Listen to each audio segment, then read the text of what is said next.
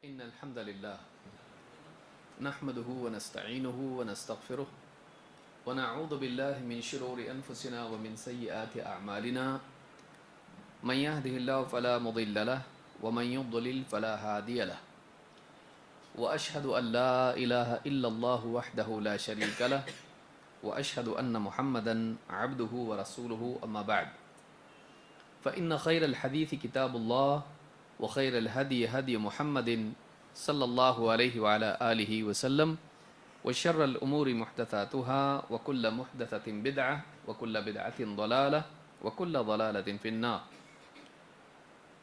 قال النبي صلى الله عليه وسلم خير الناس قرني ثم الذين يلونهم ثم الذين يلونهم. میرے محترم دینی بھائیوں، نوجوان ساتھیوں اور قابل احترام ماں اور بہنوں، اللہ رب العالمین نے محمد الرسول اللہ صلی اللہ علیہ وسلم کو خاتم النبیین بنایا. سارے نبیوں کے اخیر میں آپ کو دنیا میں بھیجا اور قیامت تک کے لیے آپ کی نبوت کو، آپ کی رسالت کو باقی رکھا. آپ کو ایک ایسی کتاب دی جو قیامت تک باقی رہنے والی ہے، جس میں قیامت تک کے آنے والے لوگوں کے لیے کامل رہنمائی موجود ہے اور قیامت تک کے آنے والے تمام مسائل کے لیے حل موجود ہے. ایسی کتاب جس کی حفاظت کا خود اللہ تعالیٰ نے ذمہ لیا ہے. انا نحن نزلنا الذکر وانا لہ لحافظون.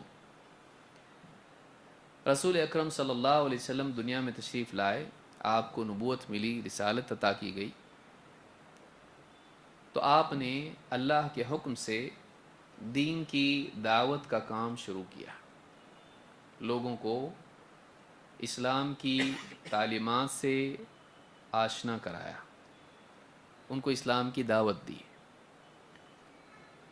ایک ایک کر کے لوگ آپ کی بات قبول کرتے گئے.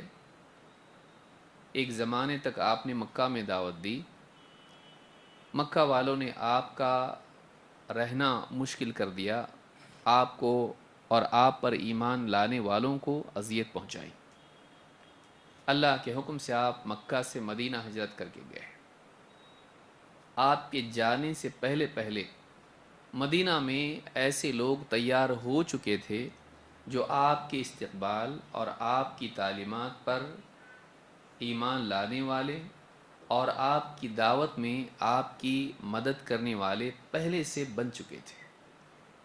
آپ مدینہ تشریف لے گئے اور وہاں ایک اسلامی ماحول بن گیا. شریعت کے احکام پھر تیزی سے آنے لگے اور آپ نے اسلامی احکام کا نفاذ بھی اللہ کے حکم سے وہاں پر کیا.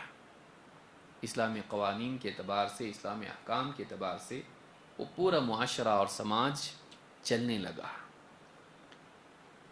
جو لوگ مکہ سے مدینہ ہجرت کر کے گئے یہ مہاجر کہلائے، اور جنہوں نے مدینہ میں رہ کر آپ کا استقبال کیا اور آپ کی مدد کی انہیں انصار کہا جاتا ہے. اور یہ دونوں کے دونوں اللہ کے نبی صلی اللہ علیہ وسلم کے صحابہ کہلاتے ہیں. صحابی اس کو کہتے ہیں جس نے ایمان کی حالت میں نبی کریم صلی اللہ علیہ وسلم کو دیکھا یا آپ کی صحبت اختیار کی اور اسلام ہی پر اس کا خاتمہ ہوا. ابن حجر رحمہ اللہ نے نخبۃ الفکر میں یہی تعریف بیان کی ہے کہ جس نے ایمان کی حالت میں آپ صلی اللہ علیہ وسلم کو دیکھا. دیکھنے میں صحبت شامل ہے، کیونکہ بعض صحابہ جیسے عبداللہ ابن ام مکتوم نابینا تھے، دیکھے نہیں لیکن آپ کے ساتھ رہے، صحبت اختیار کی، بلکہ مسجد نبوی میں اذان بھی دیتے تھے. تو جنہوں نے آپ کو ایمان کی حالت میں دیکھا یا آپ کی صحبت اختیار کی اور اسلام ہی پر ان کا خاتمہ ہوا. صحابہ کے بارے میں اہل سنت والجماعت کا عقیدہ ہے کہ سارے صحابہ قابل اعتماد اور وجوب، یعنی جس کو آپ کہیں واجب الاحترام ہے. سارے صحابہ قابل اعتماد ہیں، دین کے معاملے میں معتبر ہیں. اگر وہ کوئی بات بیان کر دیں اللہ کے نبی صلی اللہ علیہ وسلم سے متعلق، تو ایسی بات کو ہم کو قبول کرنا لازم ہو جاتا ہے، کیونکہ انہوں نے جو بات کہی وہ سچے تھے، وہ قابل اعتماد تھے، اور اسی طرح سے ان کا احترام لازم ہے کہ ان کی شان میں ہم گستاخی نہیں کر سکتے، ان کے بارے میں بدزبانی نہیں کر سکتے۔ اس عنوان پر آج ہم کیوں بات کر رہے ہیں؟ محرم کا مہینہ جیسے آ جاتا ہے، جہاں بدعات اور خرافات معاشرے میں دکھائی دیتی ہیں، وہیں ایک بہت بڑی برائی خاص طور سے شیعہ حضرات کی طرف سے دیکھنے کو ملتی ہے کہ وہ صحابہ کے بارے میں لعن طعن کرتے ہیں، بدزبانی کرتے ہیں، اور خصوصاً ابو بکر و عمر رضی اللہ تعالیٰ عنہما، یا اسی طرح سے حضرت عائشہ رضی اللہ تعالیٰ عنہ، یا اور صحابہ کے بارے میں، خاص طور سے حضرت معاویہ کے بارے میں بے لگام لعنتیں کرنا اور ان کے بارے میں بری بری باتیں کرنا اور جھوٹی جھوٹی داستانیں بیان کر کے رونا دھونا اور شور شرابہ کرنا، اور اس طرح سے صحابہ کے بارے میں برات کا اظہار کرنا عام طور سے ان کے ہاں دیکھنے میں آتا ہے۔ رافضیوں کے ہاں پر یہ خاص طور سے دیکھنے آتا ہے۔ رافضی اس کو کہتے ہیں جو صحابہ سے بالکل برات کا اظہار کرتا ہے اور ان کے بارے میں بدزبانی کرتا ہے، ان کے بارے میں بری باتیں کرتا ہے۔ سوال یہ ہے کہ صحابہ کا واقعی مقام کیا ہے؟ اس کے لیے کافی وقت چاہیے، اور انشاءاللہ کبھی تفصیل سے اس بارے میں ہم گفتگو کریں گے، لیکن آج اسی موسم کا لحاظ رکھتے ہوئے، چونکہ محرم کا مہینہ اس میں ہم کو عام طور سے دیکھنے ملتا ہے، تو ہم کو معلوم ہونا چاہیے کہ واقعی صحابہ کا مقام کیا ہے۔ قرآن کریم میں کئی جگہ پر اللہ تعالیٰ نے صحابہ کے بارے میں فضیلت ان کی بیان کی، ان کا مقام بیان کیا۔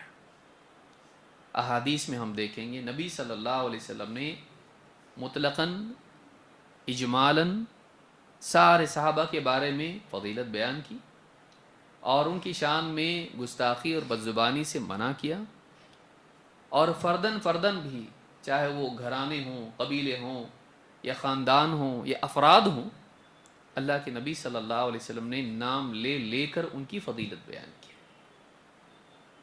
اور ان کے لیے جنت کے وعدے کیے، اور ان کے لیے ان کی خوبیاں بیان کی، اور ان کے بارے میں بدزبانی سے منع کیا۔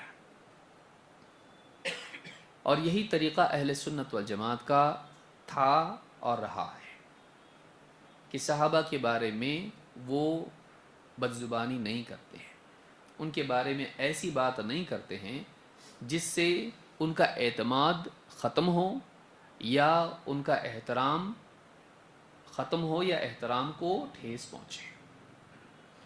اس لیے بھی ضروری ہے صحابہ کا احترام اور ان کا اعتماد، اس لیے بھی ضروری ہے کہ چاہے قرآن ہو یا رسول اکرم صلی اللہ علیہ وسلم کا فرمان ہو، ہم تک پہنچنے کا بنیادی ذریعہ صحابہ ہے۔ ہم تک قرآن کیسے پہنچا؟ براہ راست جبریل آ کے تو ہم کو نہیں دیے، تو سب سے پہلا طبقہ جس نے قرآن کو اخذ کیا اللہ کے نبی صلی اللہ علیہ وسلم سے، وہ کون ہے؟ صحابہ ہیں۔ اور اس قرآن کی توضیح و تشریح اور عملی تطبیق، چاہے سننے کے اعتبار سے ہو یا دیکھنے کے اعتبار سے ہو، نبی صلی اللہ علیہ وسلم کی بات کے اعتبار سے ہو، یا اس زمانے میں جو شرعی احکام نافذ ہوئے، جو کچھ ہوا اس کو بیان کرنے کے اعتبار سے ہو، یہ سارا کا سارا سب سے پہلے اس کے گواہ اگر کوئی ہیں تو صحابہ ہیں۔ اگر ان کا اعتماد ختم ہو جائے تو پھر دین میں آدمی کس چیز پر اعتماد کرے گا؟ قرآن اور سنت کے قبول کرنے کے اعتبار سے صحابہ بنیاد ہیں، انہی کے ذریعے سے ہم کو قرآن بھی پہنچا اور سنت بھی پہنچی۔ لیکن رافضیوں نے کیا کیا؟ سارے صحابہ کے بارے میں امت کے اندر عدم اعتمادی پیدا کر دی ہے۔ کس کی کوشش کی تو نہیں، کامیاب نہیں ہوئے، لیکن ایک بڑا طبقہ آج آپ دکھائی دے گا آپ کو شیعوں کا، شیعہ میں خاص طور سے رافضیوں کا، کہ وہ ہر سال حضرت حسین رضی اللہ تعالیٰ عنہ کی محبت کے نام پر باقی صحابہ کے بارے میں تبرہ بازی اور ان کے بارے میں بدزبانی کرتا ہے، حتیٰ کہ شیخین سے مراد ابو بکر و عمر رضی اللہ تعالیٰ عنہما، ان دونوں کے بارے میں بھی بد سے بدتر بات بولنے سے بھی پرہیز نہیں کرتا ہے۔ میں اس لیے بھی کہہ رہا ہوں کہ بعض اوقات سیاسی حالات ایسے پیدا ہو جاتے ہیں کہ مسلمان ہمارے بھول جاتے ہیں کہ عقیدے کو پہلے اہمیت دینا کہ پالیٹکس کو۔ جن کا دین پہلے پالیٹکس بعد میں عقیدہ ہوتا ہے، وہ سارے اختلافات کو برداشت کر لیتے ہیں صرف اس وجہ سے کہ سیاسی مقصد نمبر 1 پر ہے۔ ان کے لیے پھر عقیدہ، ان کے لیے منہج کوئی اتنی اہمیت نہیں رکھتا ہے، وہ سب فروعی چیزیں بن جاتی ہیں۔ چاہے پھر ابو بکر و عمر رضی اللہ تعالیٰ عنہ کو کافر، منافق اور جہنمی قرار دینے والے لوگ ہوں، چل جائیں گے، ہمارے بھائی ہیں، کیونکہ پالیٹکس میں ہمارے ساتھ ہیں۔ چاہے پھر حضرت عائشہ رضی اللہ تعالیٰ عنہ کے بارے میں بولے کہ یہ زانیہ تھی، نعوذ باللہ، چل جائے گا، کیونکہ ہمارا گول ایک ہے، اسلامی حکومت ہم کو قائم کرنا ہے۔ سیاسی اعتبار سے ایک آئیڈیالوجی اگر ہے، چل جاتا، عقیدہ چاہے کتنا ہی بھیانک ان کا کیوں نہ ہو، ہضم ہو جائیں گے۔ اپنے ہی تو بھائی ہیں، اپنے ہی تو بھائی ہیں۔ اور اس طرح سے جو آپ کی ماں کو زانیہ مانتے ہیں، پوری امت کی ماں کو، آپ کا بھائی ہے وہ۔ آپ کے گھر میں جو ماں بیٹھی ہوئی ہے، اگر اس کے بارے میں کوئی زانیہ اس کو کہے، آپ کیا بولیں گے؟ نہیں ٹھیک ہے، چلتا ہوں، میرا بھائی ہے نا، کتابی کیا تو مسلمان ہے وہ، کریں گے آپ؟ یہ بے غیرتی دینی اعتبار سے بے غیرتی کی علامت ہے کہ آدمی کو اپنی ماں کی عزت کا تو خیال ہو، لیکن ساری امت کی ماں کے بارے میں خیال نہ ہو۔ اپنے باپ کی بیوی کے بارے میں تو اس کو احساس ہو، لیکن نبی کی بیوی کے بارے میں احساس نہ ہو۔ یہ بے غیرتی ہے، بلکہ یہ کہا جائے کہ یہ بے دینی ہے، کہ دین کے نام پر بے دینی ہے۔ یہ سیاسی اعتبار سے دیندار ہے، عقیدے کے اعتبار سے دیندار نہیں ہے۔ اہل سنت والجماعت ہمیشہ عقیدے کو مقدم رکھتے ہیں، سیاست بعد میں۔ دنیوی فائدہ، حکومتیں، سیاست اور سارے معاشرتی معاملات، بزنس اور ساری چیزیں بعد میں۔ نمبر 1 پر عقیدہ ہے، عقیدہ نہیں تو دین نہیں۔ لہٰذا صحابہ کے بارے میں جو لوگ، اور خاص طور سے وہ صحابہ جو سر فہرست ہیں، جس کی گود میں نبی صلی اللہ علیہ وسلم نے دم توڑا، جس کے بارے میں اللہ کے نبی صلی اللہ علیہ وسلم نے کہا کہ سب سے محبوب بیوی میری ہے، بلکہ لوگوں میں سب سے محبوب کون ہے؟ تو حضرت عائشہ کا نام نمبر 1 پر بیان کیا۔ ان کے بارے میں اگر لوگ بے لگام، بے تحاشا کچھ بھی بولنے لگیں، آپ کو چل جاتا؟ کیسے چلتا آپ کو؟ میں نہیں کہہ رہا کہ آپ جا کے کوئی جارحیت والا قدم اٹھائیں، ہم یہ نہیں کرتے ہیں، نہ اس کی تعلیم دیتے ہیں، لیکن اتنی بے غیرتی ہم میں کہاں سے آ گئی کہ ہم ان ساری چیزوں کو برداشت کر لیں صرف اس وجہ سے کہ ہمارے پولیٹیکل آئیڈیالوجی سے کوئی میچ کر رہا ہے، اور باقی ساری چیزیں ہم نظر انداز کر دیں۔ ابو بکر و عمر رضی اللہ تعالیٰ عنہما جو امت کے سب سے افضل لوگ ہیں، حضرت علی کا بھی فیصلہ ہے، ان کے بارے میں اگر کوئی کہے یہ منافق تھے، چھپے ہوئے لوگ تھے، حکومت پہ قبضہ کرنے کے لیے نبی صلی اللہ علیہ وسلم کے ساتھ ہو گئے تھے، اور آپ کے انتقال کے بعد مرتد ہو گئے۔ آپ سوچئے، یہ کوئی ماننے والا ہے اور آپ اس کو بولیں کہ ہمارے بھائی ہو، چلتا تھوڑا بڑا، ہاں فروعی اختلاف ہے ہمارا، یہ فروعی ہے؟ سوچیے آپ، نبی کریم صلی اللہ علیہ وسلم کے سامنے اگر یہ کہا جاتا تو آپ کیا کہتے ہیں؟ آپ نے خود ابو بکر صدیق رضی اللہ تعالیٰ کے تعلق سے کہا تھا کہ مجھے اس کی تکلیف مت دو، اس کے بارے میں اتنا آپ خیال رکھتے تھے ابو بکر صدیق رضی اللہ تعالیٰ کا، کہ آپ نے کہا کہ مجھ کو کسی کے مال نے اتنا فائدہ نہیں دیا جتنا ابو بکر کے مال نے، سب کا میں نے چکا دیا لیکن ابو بکر نہیں۔ اگر میں دنیا میں کسی کو خلیل بناتا تو ابو بکر کو بناتا، لیکن اللہ تعالیٰ نے مجھے اپنا خلیل بنایا ہے۔ تو آپ سوچئے جس کے بارے میں ایسا اللہ کے نبی صلی اللہ علیہ وسلم نے کہا، ان کے بارے میں اگر آج کوئی کہے کہ یہ منافق تھے نعوذ باللہ، آپ کو ہضم ہو جاتا؟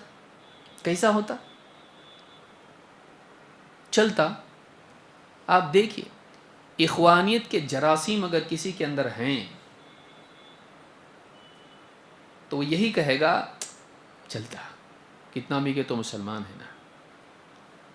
اگر کسی کے اندر اخوانیت کے جراثیم ہیں تو اس کا ایک لٹمس ٹیسٹ یہ بھی ہے کہ وہ آدمی یہ کہے گا کہ جب شیعہ کے بارے میں کہا جائے کہ دیکھو ان کے عقائد ایسے ہیں، وہ ایسے غلط لوگ ہیں، صحیح نہیں ہیں، وہ ہمارا بہت بڑا اختلاف ہے، عقیدے کی بنیاد پر ان سے اختلاف ہے، صحابہ کے بارے میں خاص طور سے نہیں، ٹھیک ہے وہ ہے، اختلافات ہے اپنے، لیکن کتنا بھی کہ اپنے بھائی ہیں نا، کلمہ گو مسلمان ہے۔ چاہے وہ حضرت عائشہ کے بارے میں ایسا بولے، ابو بکر عمر کے بارے میں ایسا بولے، چل جائے گا۔ چاہے قرآن کو محرف مانے، قرآن کو محرف مانے، قرآن چینج ہو گیا، یہ مانتے وہ لوگ، اور نہ جانے کتنے عقائد ان کے ہیں، اماموں کے بارے میں عقائد، اور جتنے بھی عقائد ہیں سب کفریہ شرکی عقائد ان کے پاس، یہ سب مانیں گے۔ کتنا بھی بھائی تو ہے نا، اپنے ایک ہونا چاہیے سب کو، لیکن جیسے ہی سعودی عرب کا نام آئے اب کیا ہوتا؟ اب بھائی بندی سب ختم ہو جاتی ہے۔ اب کیا ہو جاتا ہے؟ ایک دم سب کفار ہیں، یہ سب دین سے نکل گئے، لوگ کافر ہو گئے، غلط لوگ ہیں یہ لوگ سب۔ یہ ساری برائیاں دیکھو، اسلامی حکومت کا نفاذ نہیں، اسلامی احکام کا نفاذ نہیں، کیا ہو رہا وہاں پہ، شراب پی رہے لوگ، ناچ رہے گا رہے، یہ ہو رہا وہ ہو رہا، ساری چیزیں کیسے یہ مسلمان ہیں؟ یہ سب مسلمان بھی نہیں رہے، ابھی اسلام کا احکام کا نفاذ نہیں کیا ان لوگوں نے، اس لیے مسلمان نہیں ہے۔ مطلب یہاں توحید ہے تو بھی مسلمان نہیں، شرک مٹا رہے، بدعات مٹا رہے تو بھی مسلمان نہیں، اتنے سارے اسلامی احکام کا نفاذ ہے تو بھی مسلمان نہیں، لیکن وہاں قرآن کو محرف مانو تو بھی مسلمان ہے، یار اپنا بھائی کو۔ ابو بکر عمر کو کافر منافق بولے تب بھی مسلمان ہے، شرک کریں تو بھی مسلمان ہے، کربلا کی مٹی پہ ہاں سجدے کریں اللہ کے علاوہ غیر اللہ، ان کے عقائد کیا ہیں؟ ان کے جو ائمہ ہیں وہ انبیاء سے بھی زیادہ ان کے پاس علم ہے۔ اگر آدمی کا ذہن کام نہیں کرے گا، یہ کون سی قوم ہے بھائی، کیا عقائد ان کے، شرکیات کفریات سب کچھ، پھر بھی اپنے بھائی ہے۔ یہاں نہیں، مسلمان ہی نہیں، اور وہ سارے علماء بھی کافر ہیں جو ان کے ساتھ ہیں۔ کیوں؟ کیونکہ پولیٹیکل ایجنڈا ان کے ساتھ اپنا ہے، ان کے خلاف اپنا ہے۔ تو جس انسان کو سیاسی نظریے کے اتفاق کی بنیاد پر اسلام کے بنیادی عقائد میں بگاڑ بھی چل جاتا، خود وہ صحیح نہیں ہے۔ سوچئے کوئی آدمی ایسا ملے نماز پڑھتا پابندی سے لیکن کلمے کا انکار کرتا، تو کیا بولیں گے آپ؟ نمازی تو ہے نا کم سے کم، ہاں بولیں گے آپ؟ ماں باپ کی کتنی خدمت کرتا ہو، ارے بھائی کلمے کا انکار کرتا، کیا ہوا؟ کتنا بھی کہ تو اپنا بھائی نے، اسلام میں ہے کہ نہیں ماں باپ کی خدمت کرنا؟ اسلام میں ہے کہ نہیں نماز پڑھتا نا، کیا بولیں گے آپ؟ توحید نہیں مانتا ہے لیکن اخلاق سے پیش آتا ہے، آپ مانتے؟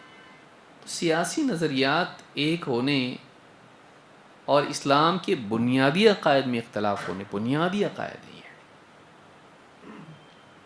لیکن پھر بھی آدمی کیا کرتا ہے؟ ہمارے بھائی ہو۔ تو یہ بگاڑ ہے، یہ اس لیے ہے کہ آپ نے اسلام کو سمجھا ہی نہیں، آپ کی پرائرٹیز ہی غلط ہیں، آپ کے نزدیک بنیادی چیزیں بنیادی نہیں ہیں، ثانوی چیزیں بنیادی ہیں، آپ کے نزدیک سیکنڈری چیزیں پرائمری ہیں، پرائمری چیزیں سیکنڈری ہیں۔ جب ایسا ہو جائے تو آدمی کو سمجھتا ہی نہیں زندگی بھر، وہ زندگی بھر یہ سمجھتا رہتا میں صحیح تو بول رہا، میں کیا غلط بول رہا۔ پرائمری سیکنڈری معلوم ہونا چاہیے، بنیادی باتیں دین میں کیا ہیں، ان میں کمپرومائز نہیں ہو سکتا، اور اس میں توڑا موڑا چل بھی جاتا، اس میں کوتاہی چل بھی جاتی ہے، یہ آدمی کو فرق اگر معلوم نہ ہو تو آپ دیکھیے حالات امت میں کیا ہیں. ایک آدمی مسجد میں، آپ دیکھیے اس کی ایک مثال، موٹی مثال دیتا جس سے سمجھ سکتے آپ. ٹخنوں کے نیچے پاجامہ ہونا چاہیے کہ نہیں ہونا چاہیے؟ نماز میں خاص طور سے ہونا چاہیے نا. نماز کی قبولیت میں اضافہ ہو جاتا، ثواب بڑھ جاتا. کیا ہوتا؟ ہونا چاہیے.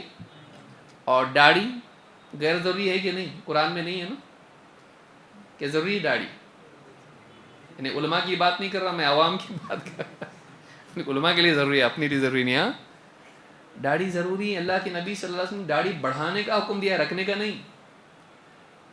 تو داڑھی ضروری ہے. اور ٹخنوں سے نیچے پاجامہ پینٹ نہیں ہونا چاہیے. اور ٹوپی، اب آپ سمجھ گئے میں کہاں جا رہا ہوں. ٹوپی لازم ہے کہ نہیں؟ بغیر ٹوپی کی نماز پڑھے تو مسلمان رہتا آدمی؟ رہتا کہ نہیں رہتا؟ کچھ لوگ سوچ رہے ہیں معلوم نہیں رہتا. ٹوپی لازم ہے؟ نہیں ہے. اچھی چیز ہے. مسواک اچھی چیز ہے. بغیر مسواک کی نماز ہوتی یا نہیں ہوتی؟ ہوتی. اب آج امت میں ایک معاملہ دیکھیے، اہم اور کم اہم، غیر اہم نہیں بول رہا ہوں میں. ایک آدمی بغیر داڑھی کے مسجد میں آ رہا، کوئی روک ٹوک نہیں اس کو، کوئی کچھ نہیں بولتا اس کو. مسواک کیا نہیں کیا کوئی پرواہ نہیں اس کی. اگر اس نے ٹوپی نہیں پہنا گیا کام سے وہ. اچھا مسجد میں ٹوپیاں رکھی ہوئی تھی، داڑیاں نہیں رکھی ہوئی تھی.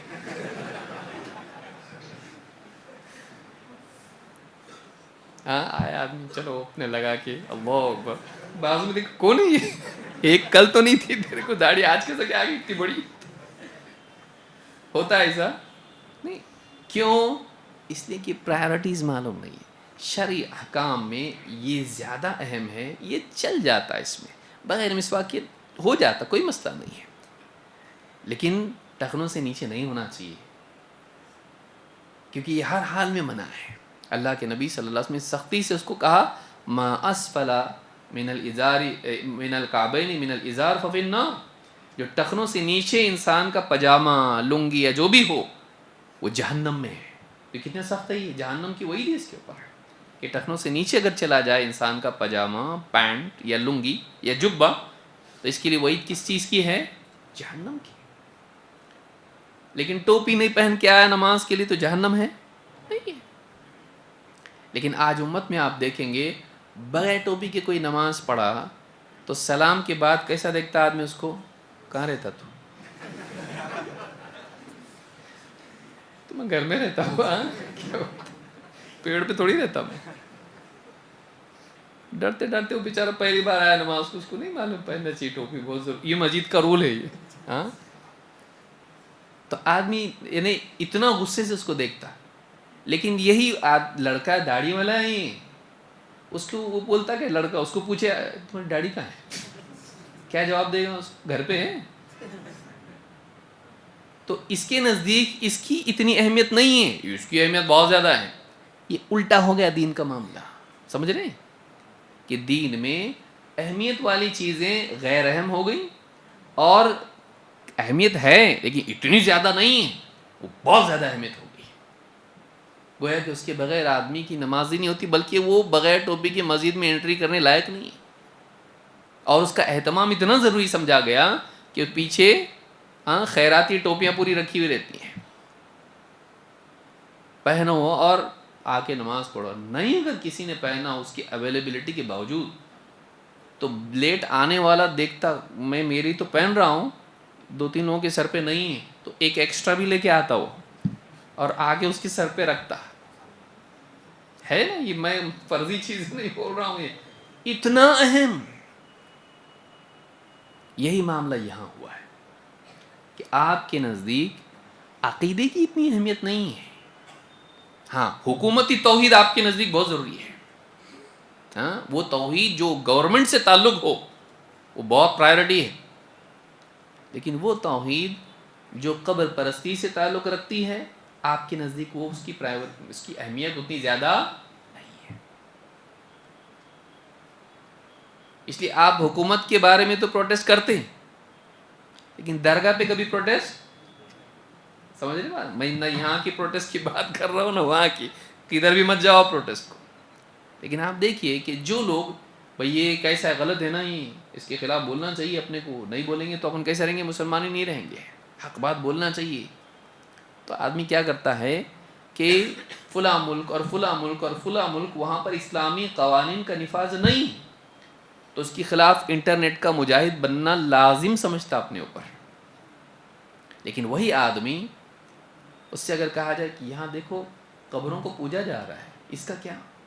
وہ بھی اپنے بھائی ہے، اور آج نہیں تو کل وہ سدھریں گے.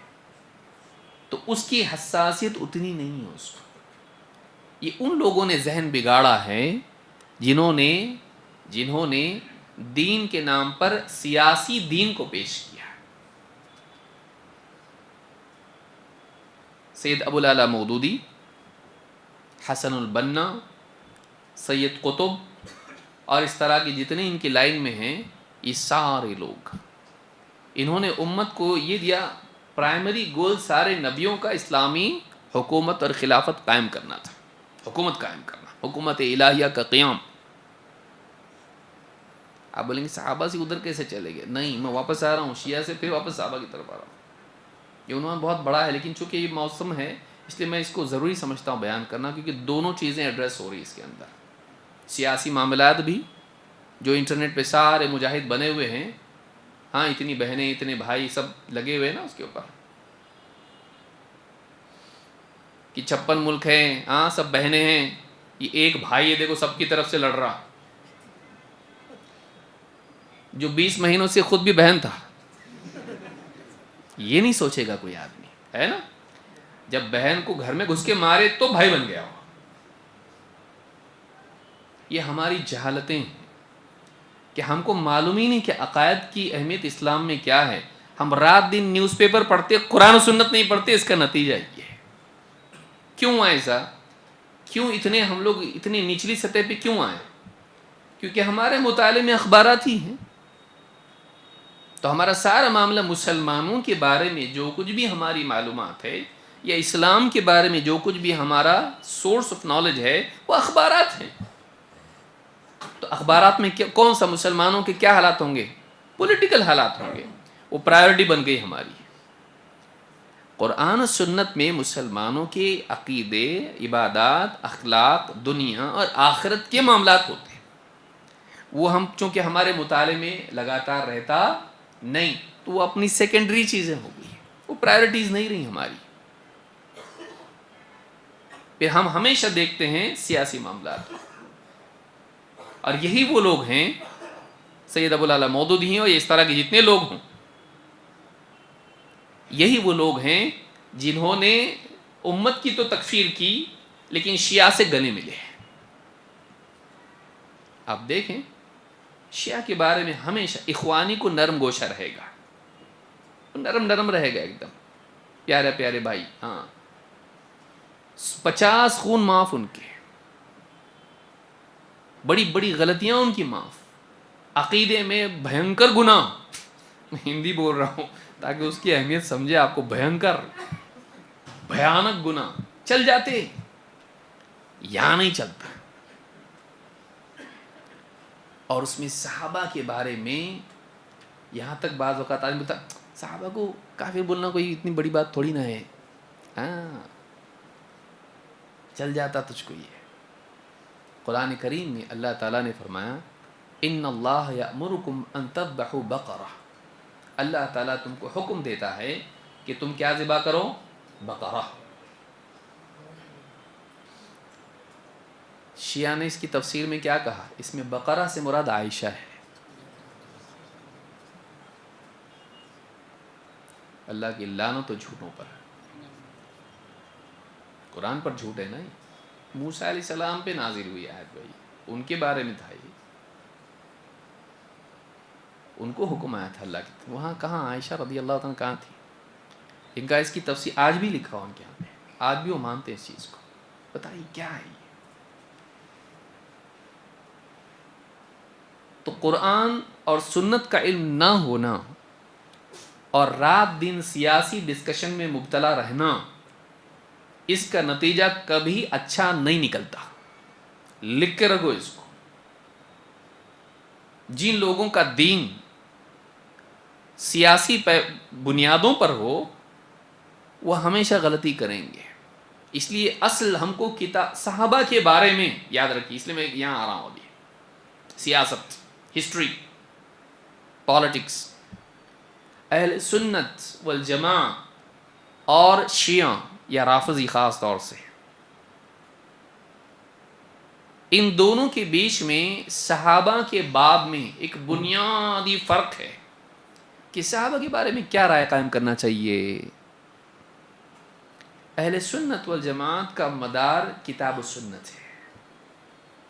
اہل سنت والجماعت بولتے صحابہ کا مقام جاننے کے لیے، صحابہ کے بارے میں رائے قائم کرنے کے لیے ہمارے پاس پرائمری سورس جو ہے وہ کتاب و سنت ہے.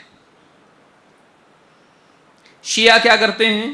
رافضی صحابہ کے بارے میں جب بھی گفتگو کریں گے ہسٹری، وہاں ایسا ہوا تھا، وہاں ایسا ہوا تھا، وہاں ایسا ہوا تھا، ایسا ہوا تھا، ایسا ہوا تھا، ایسا ہوا تھا. جو بھی ہوا، ان کی جنگ ہوئی، حضرت علی کی جنگ ہوئی، حضرت عائشہ کی جنگ ہوئی، حضرت معاویہ کی جنگ ہوئی، حضرت علی کی جنگ ہوئی، تو دیکھو یہ کیسے صحیح ہو سکتے ہیں بلکہ ان کو غلط بول دیتے ہیں. ہاں لیکن قرآن میں ان کے بارے میں کیا آیا ہے؟ اللہ کو بھی تو سب معلوم ہے نا، پاسٹ، پریزنٹ، فیوچر سب معلوم ہے. تو اللہ کو نہیں معلوم تھا یہ ہونے والا ہے؟ اللہ کو تو معلوم تھا نا. پھر اپنے نبی کو کیوں بتائے یہ جنت میں، یہ جنت میں، یہ جنت میں؟ جنت میں تو سب جنت میں ہے. تو ان کے بارے میں فیصلہ اللہ کی وحی کی بنیاد پر کیا جائے گا یا تیرے پولیٹیکل ہسٹوریکل انالیسس کی بنیاد پر؟ سوچئے. اللہ نے بتا دیا یہ لوگ جنتی ہیں. نبی صلی اللہ علیہ وسلم نے حضرت عائشہ رضی اللہ تعالیٰ کے بارے میں بتایا آخرت میں میری بیوی رہے گی، جنت میں بیوی. نبی کہاں ہیں؟ جنت میں. سارے نبی جنت میں. فَأُولَٰئِكَ مَعَ الَّذِينَ أَنْعَمَ اللَّهُ عَلَيْهِمْ مِنَ النَّبِيِّينَ. سر فہرست تو وہی لوگ ہیں جن پر اللہ کا انعام ہوا. اور نبی صلی اللہ علیہ وسلم کے ساتھ حضرت عائشہ ہیں کہ دنیا میں بھی بیوی، آخرت میں بھی بیوی، ازواج مطہرات سب کے سب. لیکن ان میں لسٹ میں سب پہ ٹاپ پہ کون ہے؟ جس پہ سب سے زیادہ، جس سے نبی صلی اللہ علیہ وسلم محبت کرتے تھے. نبی کی محبت یوں ہی رہتی کیا؟ دین کو نظر انداز کر کے رہتی نبی کی محبت؟ دیندار تو نہیں لیکن میرے کو محبت ہے بہت اس سے، ایسا رہتا؟ نبی کی محبت دین کے دائرے میں، دین کی بنیاد پر ہوتی ہے. سب سے زیادہ محبت حضرت عائشہ سے. اب وہ کیسے دیندار ہوں گے جو اس سے نفرت کرتے ہوں جس سے سب سے زیادہ نبی محبت کرتا ہو؟ یہ پیمانہ نہیں ہے سوچنے کا. آیا آپ کسی بھی شیعہ سے پوچھیں، اچھا وہ بھی یہ کہ آپ کے سامنے ایک بولتا پیچھے ایک بولتا، یہ بڑی مصیبت ہے. تقیہ بولتے ہیں اس کو. تقیہ یہ کہ اپنے دین کو چھپا کے رکھنا، سیکرٹ عقائد، پاسورڈ پروٹیکٹڈ. آپ کے سامنے نہیں بیان کریں گے لیکن پیچھے بولیں گے، یا بہت کھل کے کوئی ہو تو اس کے سامنے بولیں گے. لیکن آج انٹرنیٹ کا ایک فائدہ تو یہ ہوا کہ ان کا جو چھپا ہوا معاملہ تھا وہ انٹرنیٹ پہ ہے، کہ وہ اپنے بیانوں میں اپنی جو بھی ملاقاتیں ہیں، مجلسیں ہیں، ان میں کیا بولتے ہیں صحابہ کے بارے میں آپ دیکھیے. اور بلکہ میں کہوں گا کہ آپ مت دیکھیے، کیونکہ جب جس کی تعظیم آپ کے دل میں ہو اس کے بارے میں کوئی بدتمیز آدمی بھی اگر بری بات بولتا، کہیں نہ کہیں دل پہ اس کا اثر تھوڑا ایسا ہوتا. اس کے لیے بہت دل کو دھونا پڑتا ہے، بہت اس کے اثرات سے بچنے کے لیے اپنے آپ کو مضبوط بنانا پڑتا ہے، تب جا کے آدمی اس کو ہضم کر پاتا ہے. ورنہ دلوں پہ فرق پڑتا ہے. مت سنیے ایسی بات کو.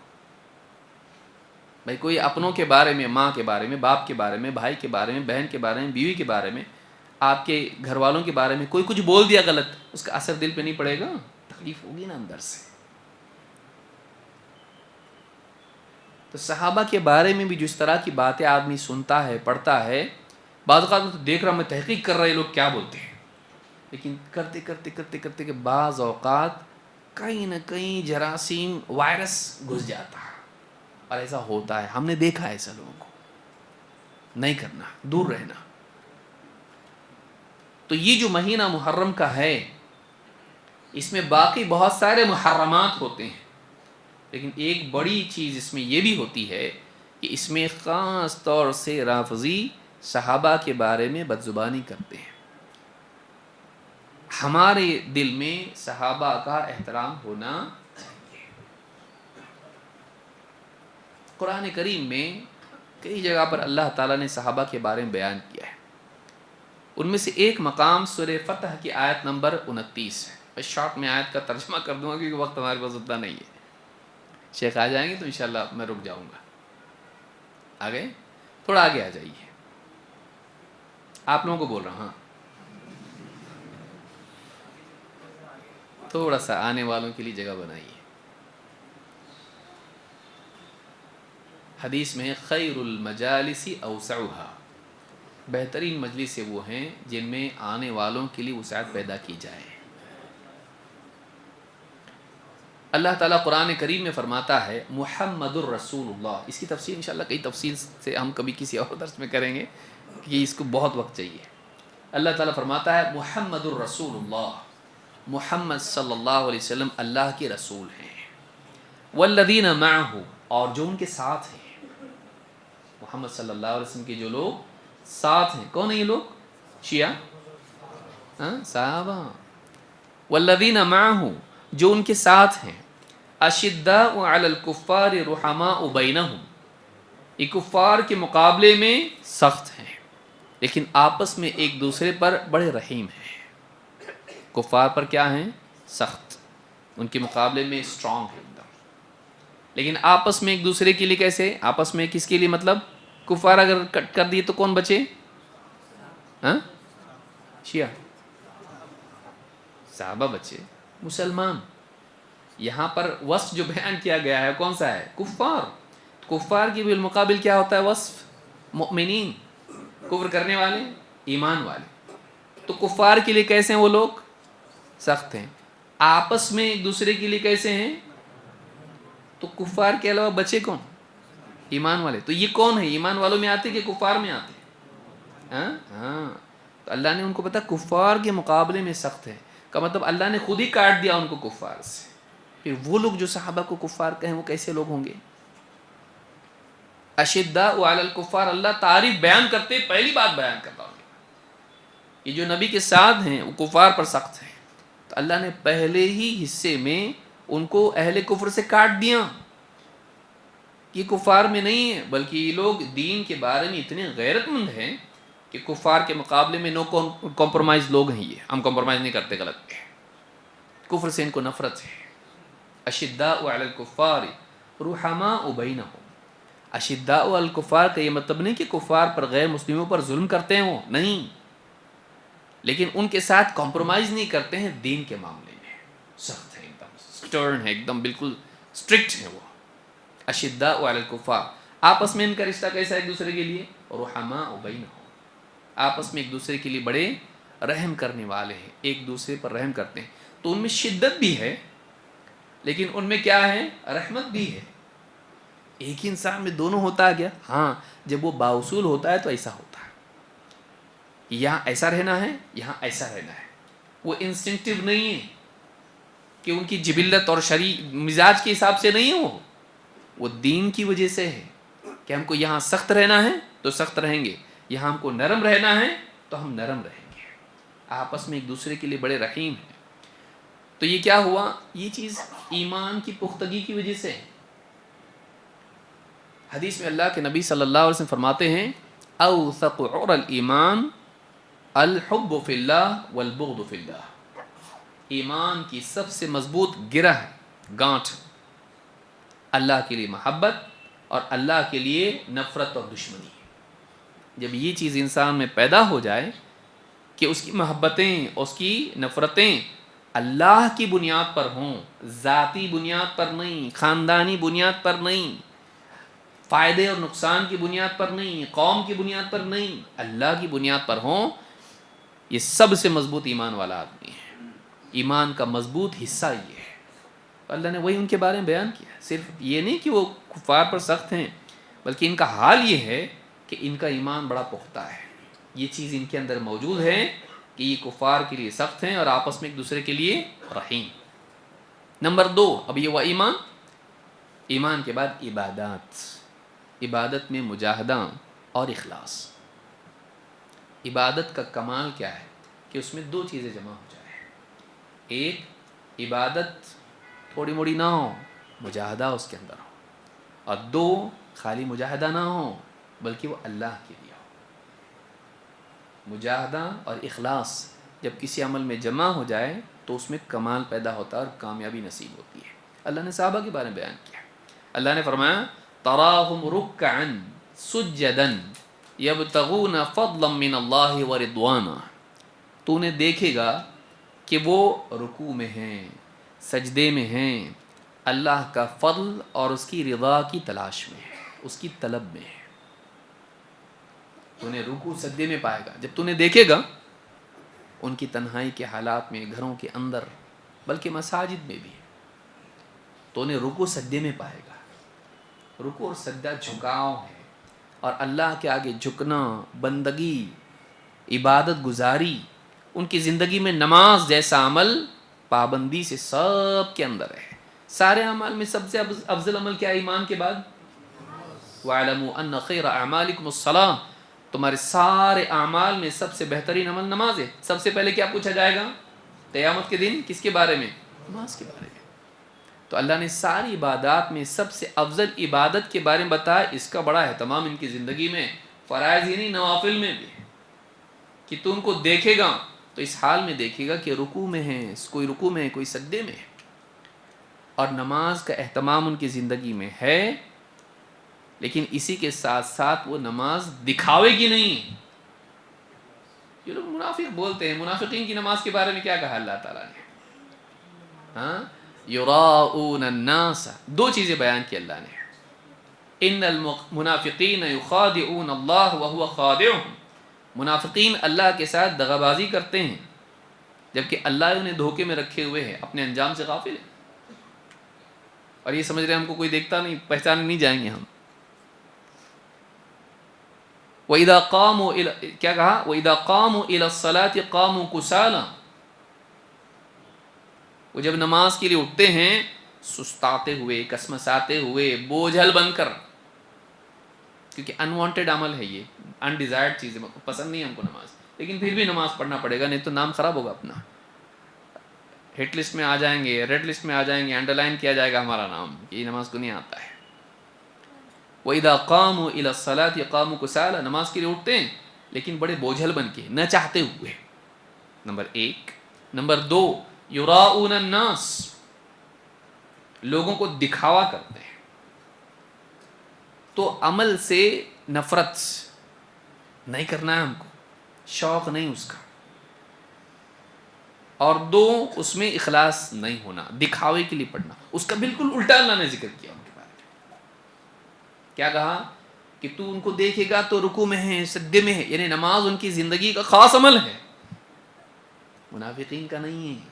لیکن ان کی زندگی میں نماز نمایاں حصہ نماز کا ہے. نمبر 2، دکھاوے والی نہیں ہے. ان کی نماز کی 2 چیزیں ہیں. نمبر 1، یبتغون فضلا من اللہ. اللہ سے فضل چاہتے ہیں. فضل زیادتی، برکت، خیر، جنت میں وسعت اللہ سے چاہتے ہیں. اللہ کا فضل چاہتے ہیں، جنت چاہتے ہیں. ورضوانا، صرف جنت نہیں، اللہ راضی بھی ہو جائے. اس کو کیا بولتے ہیں؟ آخرت کی کامیابی کے لیے عمل کرنا، اللہ کی رضا کے لیے عمل کرنا. اس کو کیا بولتے ہیں؟ اسلام کیا بولتے ہیں؟ اخلاص. دنیا کی بجائے آخرت کے لیے عمل کرنا اور مخلوق کی بجائے خالق کے لیے عمل کرنا، اس کو کیا کہتے ہیں؟ اخلاص. منافقین کے بارے میں کیا کہا تھا؟ لوگوں کے دکھاوے کے لیے نماز پڑھتے ہیں. صحابہ کے بارے میں کیا کہا؟ آخرت کے لیے اور اللہ کے لیے ان کی زندگی میں نماز ہے. منافقین کے بارے میں بتایا کیا ہے ان کی نماز کو اٹھتے بوجھل بن کے اٹھتے، کیا مصیبت ہے. صحابہ کے بارے میں کیا کہا؟ تو ان کو دیکھے گا خالی اوقات میں تو نماز میں ہے، کبھی سجدے میں ہے، کبھی رکوع میں ہے. یعنی ان کی زندگی میں نماز ہے. یہاں منافقین کا حال ہے، یہاں ایمان والوں کا. یہ ایمان کی علامت ہے. اللہ نے پہلے کس سے کاٹا ان کو؟ پہلے کس سے کاٹا؟ کفار سے. پھر کس سے کاٹا؟ سمجھ میں آ رہا؟ یہ قرآن ہے. پہلے کفار سے کاٹ دیا ان کو، اور اس کے بعد کس سے؟ وصف کے اعتبار سے کس سے کاٹ دیا؟ منافقین سے. ان کی زندگی میں جو نمایاں چیز ہے اس کا الٹا ان کی زندگی میں ہے. یبتغون فضلا من اللہ ورضوانا سیماہم فی وجوہہم من اثر السجود. سجدوں کی کثرت کے اثر سے ان کے چہروں پر اس کی علامت نمایاں ہے. سیماہم فی وجوہہم، ان کی علامت ان کے چہروں پر ظاہر ہے. کس وجہ سے؟ من اثر السجود، سجدوں کے اثر کی وجہ سے. اتنے عبادت گزار ہیں، اپنی پیشانی زمین پر رکھنے والے، سجدے کرنے والے، رات رات عبادت کرنے والے، اللہ کے آگے جھکنے والے، نمازوں کا اہتمام کرنے والے. اس کی رونق ان کے چہروں پر دکھائی دیتی ہے. راتوں کا ان کا جاگنا ان کا چہرہ بتاتا ہے کہ عبادت گزار لوگ ہیں. اتنی عبادت کرنے والے کہ ان کے چہروں پر اس کا نور، اس کی رونق موجود ہے. صحابہ کے بارے میں اللہ نے کہا، اور اللہ نے آگے کیا فرمایا؟ اب یہ دیکھنے کی چیز ہے. ذَلِكَ مَثَلُهُمْ فِي التَّوْرَاةِ، یہ ان کا تذکرہ تورات میں ہے. یہ پیدا بھی نہیں ہوئے تھے، اللہ نے ان کا تذکرہ کہاں کر دیا تھا؟ تورات کس کی کتاب ہے؟ کس کو دی گئی تھی؟ کہاں؟ موسیٰ علیہ السلام کا، نبی صلی اللہ علیہ وسلم. موسیٰ علیہ السلام کو جب اللہ نے کتاب دی، وہ قوم کتنی اچھی ہوگی جس کا تذکرہ ہسٹری میں نہیں آ رہا، ان کے پیدا ہونے سے پہلے آ رہا. لوگوں کا تذکرہ کیسا تھا؟ بہت اچھے تھے، کھاتے تھے، پیتے تھے، کام کو جاتے تھے. ہاں، بعد میں آتا ان کا تذکرہ ہسٹری میں، ویکیپیڈیا پہ. تو انسان کا تذکرہ اس کے بعد تاریخ میں آتا ہے. لیکن وہ کتنا اچھا ہوگا اور کتنا اعلیٰ ہوگا جس کے پیدا ہونے سے پہلے اس کا تذکرہ آ رہا، اور کر رہا کون تذکرہ؟ اللہ. تو ابھی وہ آئے نہیں دنیا میں، لیکن ان کا تذکرہ پہلے سے آ گیا. اللہ نے چنا تبھی تو ان کے بارے میں لکھا نا، تبھی تو ان کے بارے میں اللہ تعالیٰ نے تورات میں تذکرہ ان کا کیا. ان کو غلط بولنے کا، وہ قوم کتنی بدبخت ہوگی جو ان کو برا بولے جن کو اللہ نے ان کے پیدا ہونے سے پہلے اچھا بتایا، ان کے ایمان کی گواہی دی ہے. بتائیے قوم کیسی بدبخت ہے جو صحابہ کے بارے میں بات کرے جبکہ ان کا تذکرہ قرآن سے پہلے تورات میں آیا ہے اور آگے آئے گی.